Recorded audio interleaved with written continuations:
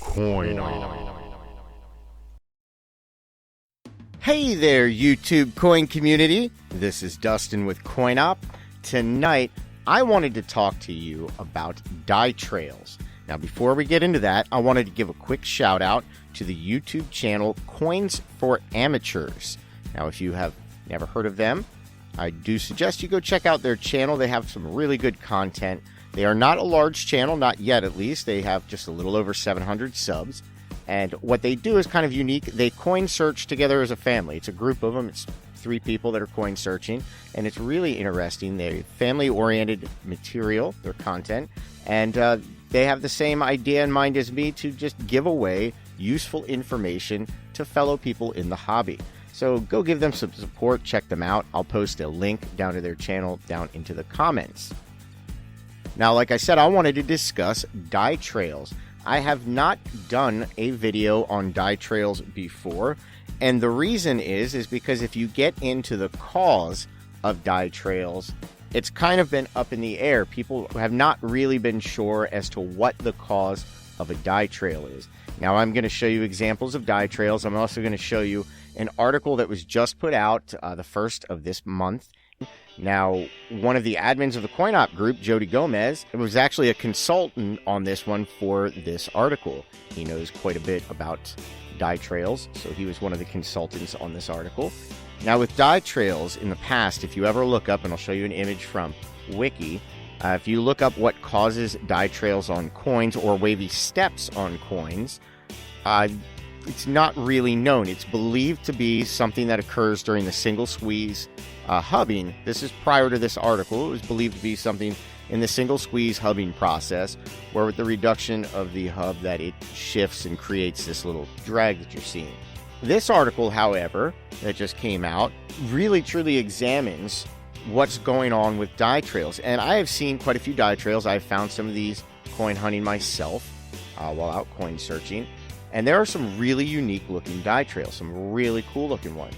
And I've always been curious as to what causes them, but as I stated, any time in the past I've been looking up information on it, I could not find anything 100% to say this is what's causing it. And that's kind of what I've been interested in finding out. Now, in this article, they interviewed Sean Moffitt. Sean Moffitt is the operations manager and president at Moffitt & Co., and they do custom minting. He has been in the minting business for over 29 years. When he saw die trails, he immediately recognized the effect. And he had said that those types of markings are made with soft polishing buffs. And he said it comes from an overzealous die polisher or one who does not keep the buff moving around the face of the die. Either one of those will cause those marks. A soft buff will dip into the relief of the die, and as it approaches a corner or edge, it begins to dig a trench where it has to climb out of the relief. So, according to a person who is in the minting business, the die trails are caused by over-abrading the die, which is essentially over-polishing is what causes no FG or no designer initial varieties or floating roof varieties or all sorts of effects. The 3-legged buffalo nickel is over-polishing. So over-polishing has created quite a few wonderful varieties.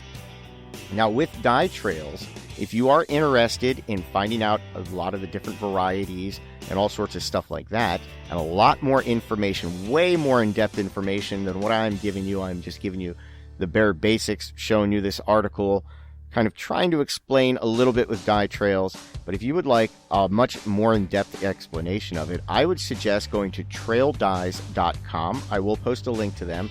Traildies.com is a website dedicated to the study of trail dies, and they have a plethora of useful information on that site, along with just a ton of known listings and varieties for trail dies. So they have a nice database of listings for die trails. Now, you will encounter these. If you constantly search Lincoln Cents, you will encounter these die trails. So I do suggest, while you're coin hunting, every now and then, if you see something that looks like a wild little effect, maybe put it aside. Potentially you could have a die trail. Now, if you do look at the die trails, a lot of the ones in the images that I showed you, which Jody Allen Gomez also supplied these images for me. These are not my coins or Robert Lawson's. These are images supplied to me by Jody Allen Gomez. If you look at the images, all of the trails stem from the edges and corners of lettering and numbers and various parts of the devices such as that. Now, on the zinc core copper-plated Lincolns, there is an effect called gas bubbles, and gas bubbles can cause quite a bunch of different things on a coin. It'll make it look like there's a repunched mint mark or doubling or just various things. So gas bubbles can also create a similar effect. Now, what you are seeing, these die trails are not gas bubbles. I'm just letting you know about the gas bubbles because sometimes you might be able to confuse them with a die trail, just like people do with repunched mint marks. So I do suggest you keep your eyes open. I do suggest you look for some die trails. As I stated, if you want more information, go check out traildies.com. We do hope you enjoyed this video. I would like to give a little plug to the 1 Million Pennies project, which is a blog. I'll post a link to that as well. Ken Peavy, he's one of our admins on the CoinOp. This is one of his blog sites. Ken likes to put the most useful information he can on his website for coin searchers. If you coin search because you want to go and resell varieties that you find, his website is literally right up your alley. Now, he does have a cheat sheet that's listed on his site that has images and all kinds of stuff of varieties that you should be searching for as you are coin searching. I do suggest you check that out. Just overall, go check out his website. If you enjoyed this video and you'd like to support our channel, hit that thumbs up button. By hitting the thumbs up button, you do encourage YouTube to share our content with more and more people. Also, by subscribing, the more people who subscribe, the more it helps us out.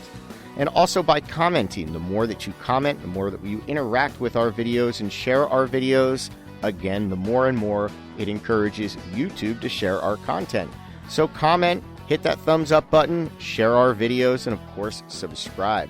If you have not been to our website, it is varietyerrors.com. Once again, it is varietyerrors.com. We have a whole bunch of cool stuff over there on the website. Forum, auction place, guides, products, you name it, there's stuff over there. I suggest you go check it out. You can always find myself or Robert Lawson on the CoinOp group on Facebook.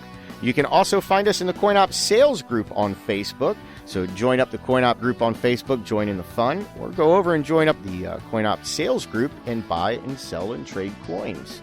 Once again, thank you for your view and have fun.